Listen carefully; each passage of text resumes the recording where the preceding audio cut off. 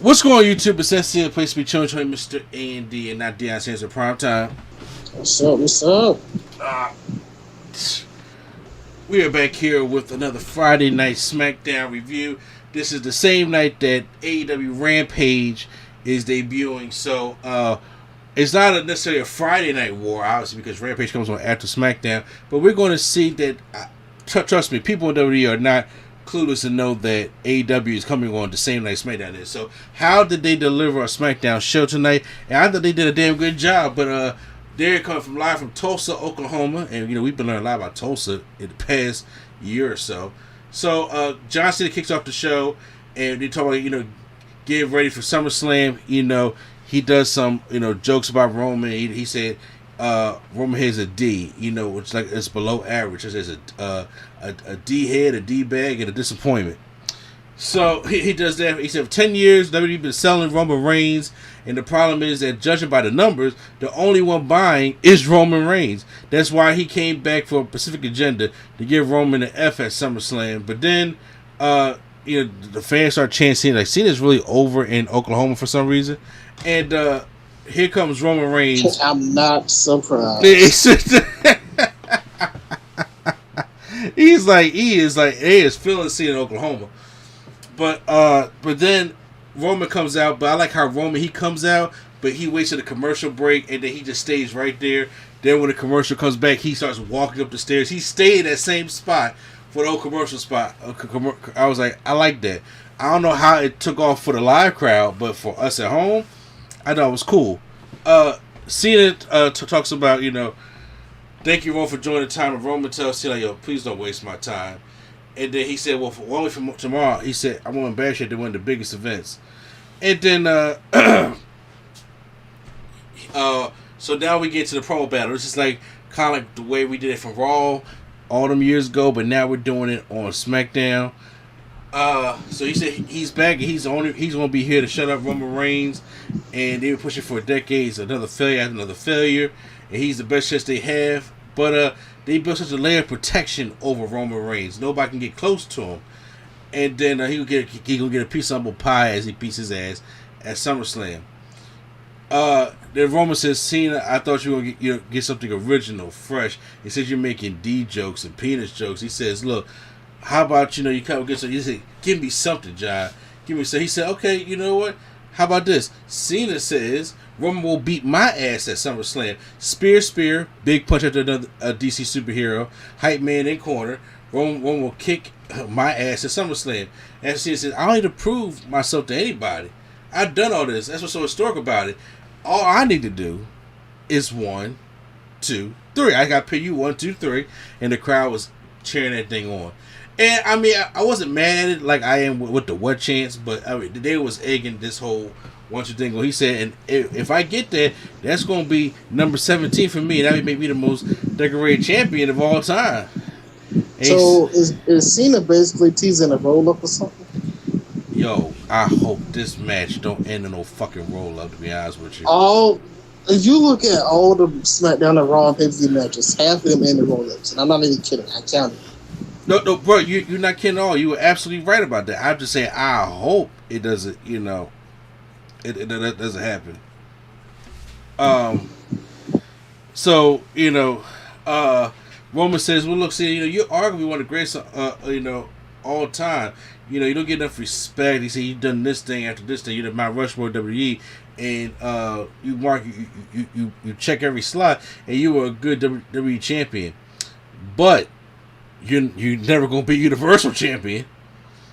And he said, he's good enough to win that championship. He's not good enough to win Universal a champion. So Roman says, he said, it tells him 20 years of missionary might have been good for him, but it wasn't good enough for Nikki Bella. I was like, oh, here we go. We pulling out the shots now. And then Roman says he's going to smash and retain the title, pack him up on a private jet, and send him back to Hollywood. And then we never wanted to see John Cena again. And Cena said, well, if you want a compelling story, Roman, he hasn't been embarrassed yet. He's been protected. That pretty face with the giant bar of silver teeth. And he said he almost ruined Seth Rollins and ran Dean Ambrose out of WWE. That's the Dean Ambrose line I was trying to remember, but I had to look it up to see what he said. He said, 5 WrestleMania main events, Heyman's lackey, but it's still not working.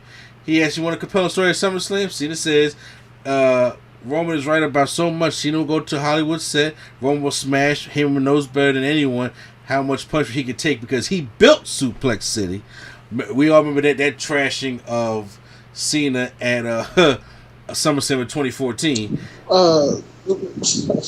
I'm sorry. I just seen a graphic for a match, and it's Enzo Amore. What? Enzo Amore versus Jerry Lawler. Get this. It's a casket match. This is like happening recently? This is like about to happen, like recently. It's about to happen. It ain't even happened. I don't know why it's a thing. I don't know why that's a thing. Never mind. I don't even know why it's a thing.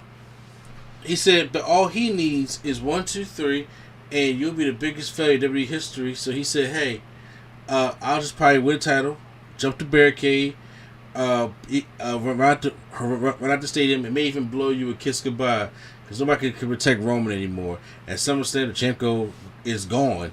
1, 2, 3, and Cena drops the microphone and leaves. So, I know you didn't see it. I thought that was a very good promo. It was a good back and forth. Roman was able to handle himself better than he was in 2017, but Cena just still came with it. Because even Roman was like smiling at it, like, damn, he just being Cena. And I'm just like, yeah, Cena's being Cena. He got the crowd, behind him in Oklahoma, which I didn't think he was going to do. But that's what Open said. I thought it was excellent. You didn't see him was going to get that Oklahoma crowd behind him? The Oklahoma? The Oklahoma crowd. Intercontinental Championship, Apollo Crews takes on King Nakamura. I did not like how they gave Apollo the jobber entrance. That's why I said he's going to lose his title tonight. I feel like he's had the jobber entrance since he's been Intercontinental Champion. They just disrespect Apollo. I was like, this man did all his stuff to change his character and all that stuff. So what they did was, So okay. So when they gonna take his accent back?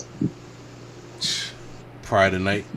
It's got to, because it's like he was like, because in storyline, all those years he was talking in English. He was talking without an accent. He was faking. So so he really talks in the accent in storyline. So is he just gonna talk like that for the rest of his career, or what? I hope Apollo Crews has a career after tonight. Be honest with you.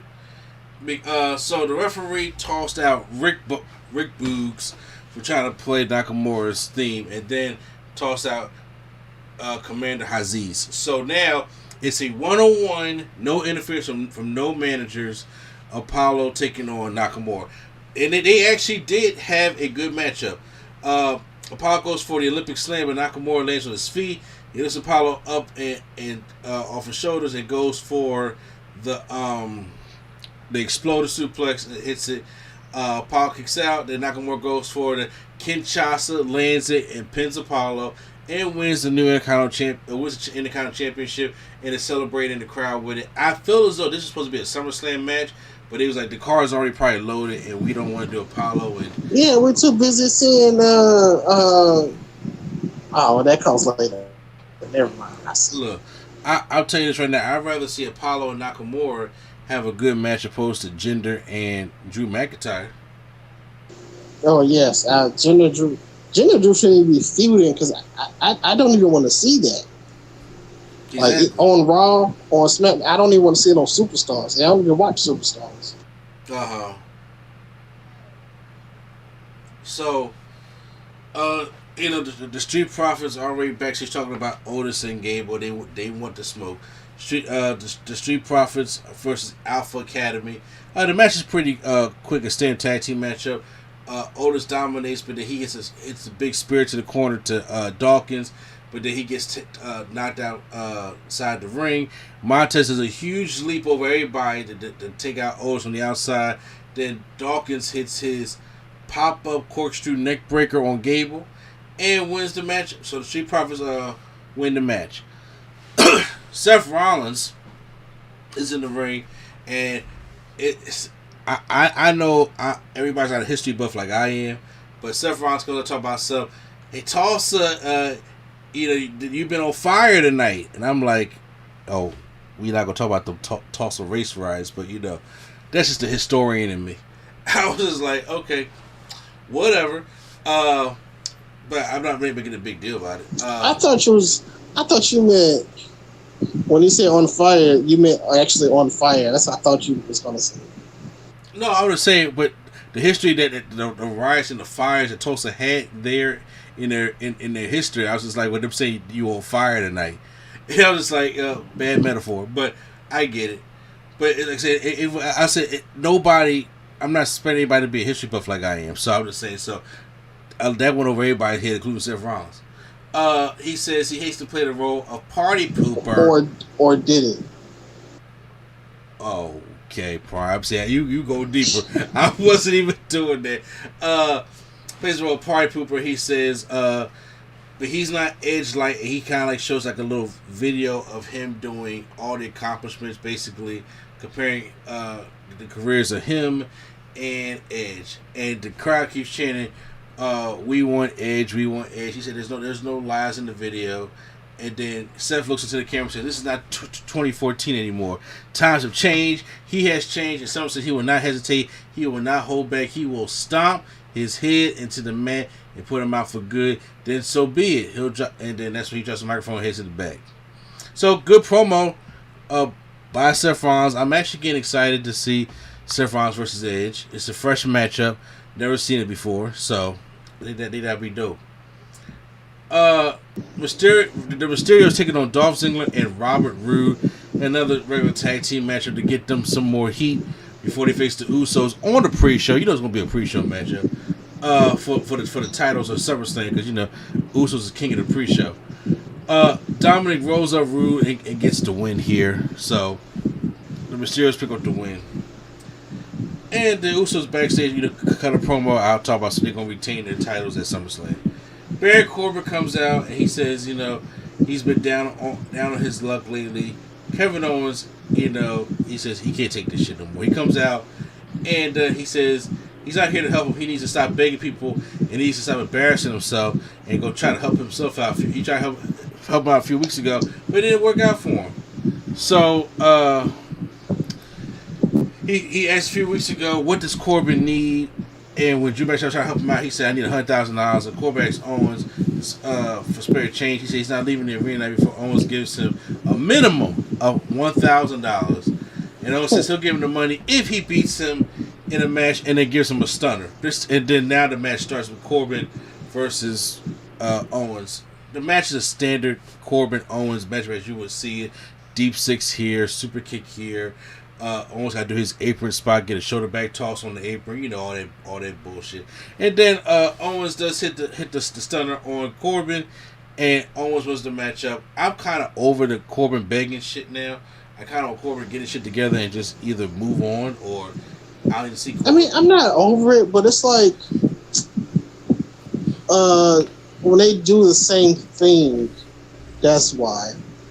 Because when they do something different or move the story along, then yes, but not just having him just be sad every week, needing him asking for money. Like they just need to do something else. It's like I can see it. I can see it going somewhere. Him having this character, but the way that they doing it this week and last week, I didn't like it, and him being on top. Fair. There's something needs to come of it. Backstage, Caleb Brax is trying to ask Corbin, about what's next, and he just looks dead at something else, and he just runs, and he pushes Big E and steals his Money in the Bank briefcase, and he just runs away with the briefcase. So obviously, we're not going. Big E didn't just let that shit happen. Main event time is the SmackDown Women's Championship contract signed Bianca Belair and Sasha Banks. Sonya Deville's out there, hyping the matchup. Sasha comes out first, then Bianca Belair. And then Bianca Belair says, I should know you was going to be jealous and you was going to do all this stuff. But honestly, if you just want another title shot, all you had to do was just ask. And then Sasha just said, well, you're not going to steal all my thunder and do all stuff that you did to me at WrestleMania and bruise me with your fake hair and expect me to come back and just ask you. So then they start, they start arguing, straight hood, neck snapping, stuff like that. So Sonya calms them down and says sign the contract. So Sasha acts like she's going to sign it, but she says, before I sign this contract, she said, I'm going to need some witnesses. So Carmella and Selena Vega come out, and Sasha's already shoots up the head of Bianca. She signs the contract. Bianca signs the contract. She throws the contract in Sasha's face, and then starts beating up on Carmella and Selena Vega. Tosses them both out and everything. And then Bianca does a very cool, flip over the table, and kind of like what Reginald does, as his finishing move for the 24/7 championships. But imagine that over the table. Okay, I see. Yeah.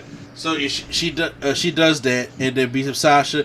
But then all of a sudden the numbers game comes up, and she starts beating up Bianca. She hits a backstabber on Bianca Belair, and it starts ramming her head to the middle part of the table. Takes her hair, wraps it around her neck and mouth, and puts her in the bank statement. And that's how SmackDown goes off the air.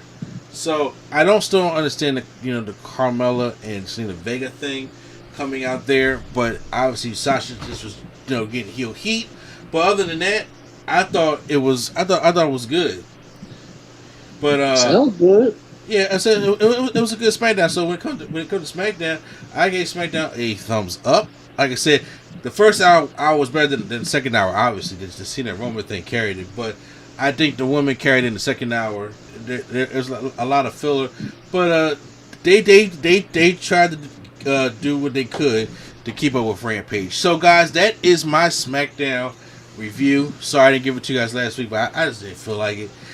Hit the like button if you guys enjoyed my review. Hit the subscribe button for more WWE and wrestling content and the Rampage review right here on NC Studios, and a lot of other content coming to you guys this weekend. So once again, this is NC, the place to be. Joe Mr. A&D, and not Deion Sanders for prime time. All right. And the Nerd Coalition is out.